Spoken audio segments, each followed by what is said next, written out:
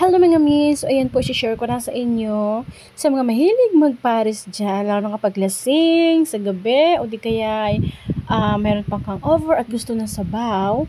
Ito na yung ah, para sa'yo na video ay talagang matatakam ka. Kitang-kita nyo naman na ito po ay si Kuya ay naka-gloves pa habang ginagawa itong pares at meron silang overload nito, may 50 at may 90 pesos pero may kasama na siyang rice.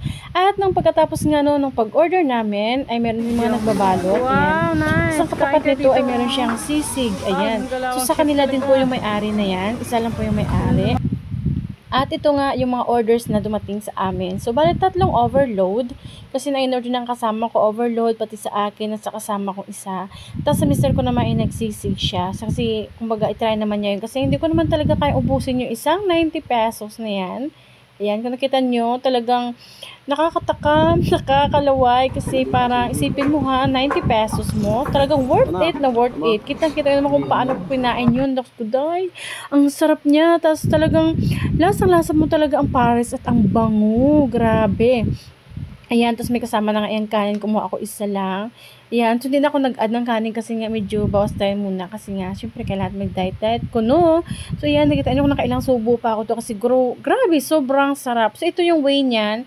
Pag halimbawa nanggaling kayo sa bayan, ano, makikita ninyo itong maraming salamat po. Ayan, sa bandang kaliwa yan, may McDonald's. At yung katapat naman ng McDonald's na yan, ay itong ICCT dyan sa may Sumulong Highway. Yan. Papunta po yan ng bayan ng Marikina. Yan, doon lang po yun. Makikita ninyo yan doon. Tapos, ito kasi pauwi na kami niyan.